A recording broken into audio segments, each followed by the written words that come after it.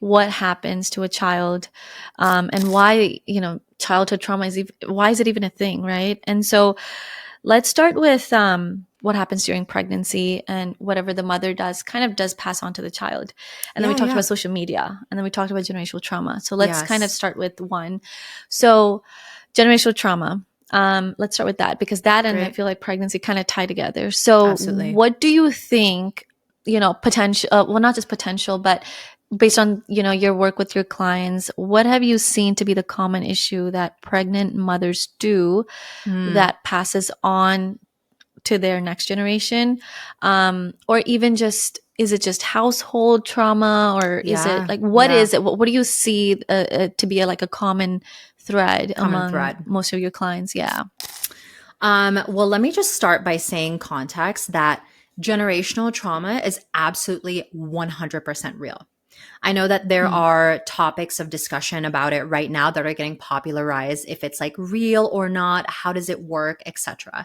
And so a great example that I want to highlight about how generational trauma is real is epigenetics.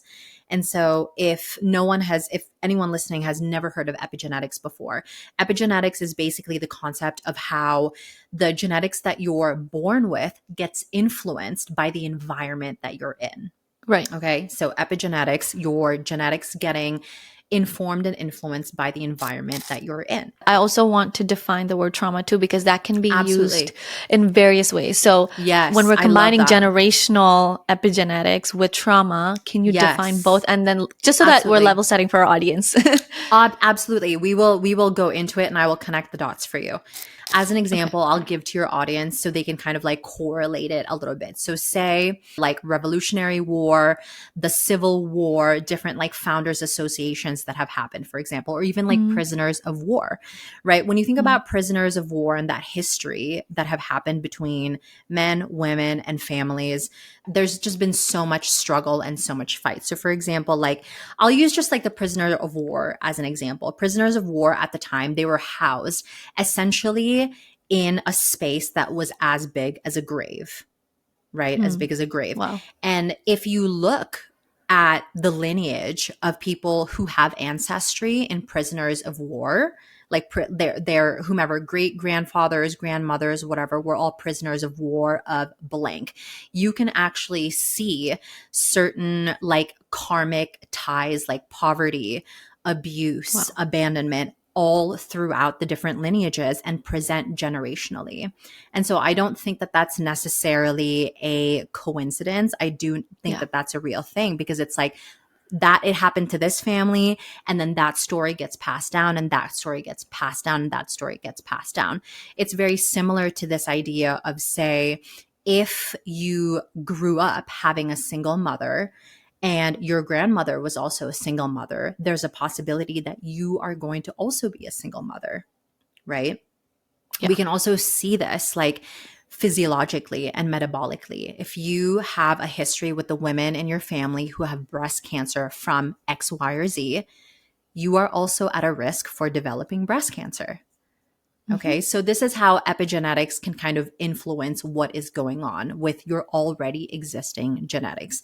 So that doesn't necessarily mean that that is like set in stone. What's great about Right. epigenetics is that you actually have the power to change your genetics if you want to and if you have the resources and the courage and confidence to do so. And we'll talk about that in a moment. So, going to what you were talking about earlier about trauma, so setting the stage for trauma, a lot of different practitioners will define trauma in their own way. I like to define it very simply. It's an experience, big or small, that threatened your sense of security and safety in a negative Mm. way. So Does that it's make like when sense? you're in a fight or flight mode. Yes, and yeah, obviously you can respond in like fight or flight, you can fawn, you can be in different vagal responses, dorsal responses. There's so many ways that we can go there, but yes, obviously when you have some kind of experience that negatively impacted you, you will develop a coping mechanism and obviously Mm. that's like up to whomever, right? Everyone has different coping mechanisms and that will carry on through you from childhood into your teenage years where you're very angry, and then it will come out in your adult years, etc., etc. Most people are very asleep when it comes to their coping mechanisms because so much of the trauma goes, unacknowledged. The same thing with physical stuff. So much physical stuff goes unacknowledged, therefore the traumas go acknowledged, and then they'll Right. just continue their Right. life, carrying a lot of illness and disease. And so, the conversations that I love to have is like, if we have all of these like physical ailments, why don't we ever talk about the emotional root cause? Because once we talk about the Exactly. emotional root cause, your ailment or your dis-ease guarantee will feel so much better or will just vanish like Hmm. immediately. Yeah, I witnessed Yeah. that. Yeah, me too. More on I that another day, but yeah. Yes, yes, I'm sure you have. Like there was a time in my practice a few years ago that I don't know what it was. Maybe it was just like a season or something, but there was Hmm. a season in my practice where I was seeing a lot of women who had like thyroid issues. And every woman that I was working with, we did like labs to check the thyroid, but then we also started working on opening up the throat chakra.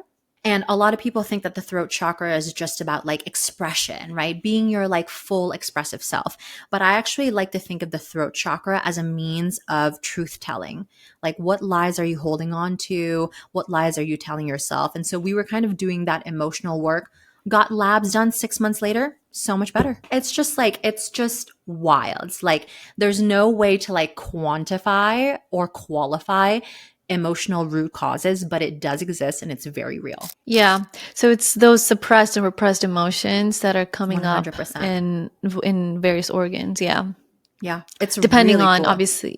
Yeah, no, it is really cool. Yeah. And I've been learning more about this lately. So the fact that you mentioned thyroid, it made me realize, I'm going back thinking, a few people in my life who do have thyroid. And Yeah. what you said is absolutely true. It's those suppressed feelings, Yeah. those beliefs that they've been holding on to that maybe they haven't worked on changing them or Yeah. looking at it from a different perspective, because Yeah. everyone changes, everything changes, and adapting to what's ahead of us and what's in the present moment is also something that we don't really stay on to. Is Yeah. we stay with what we believe in more than what's going on in our external world. Yeah. um And I was gonna say too, it's like it's not really anyone's fault, it's because not true. most of us are totally not equipped with Yeah, doing this work. It isn't we're not taught until this. Yes. we're not taught this, and Yeah. and again, like you would be part of that 1% where your parents are totally regulated, they know all the tools, they have all the resources, but Yeah. most of us are not equipped with knowing how to do this work until you become awakened in some way or another. Mhm. So that's why I Yes. mentioned like most people are very like asleep. And so if anyone's listening to this, you are that 1% who is like waking up to this work. So good for you.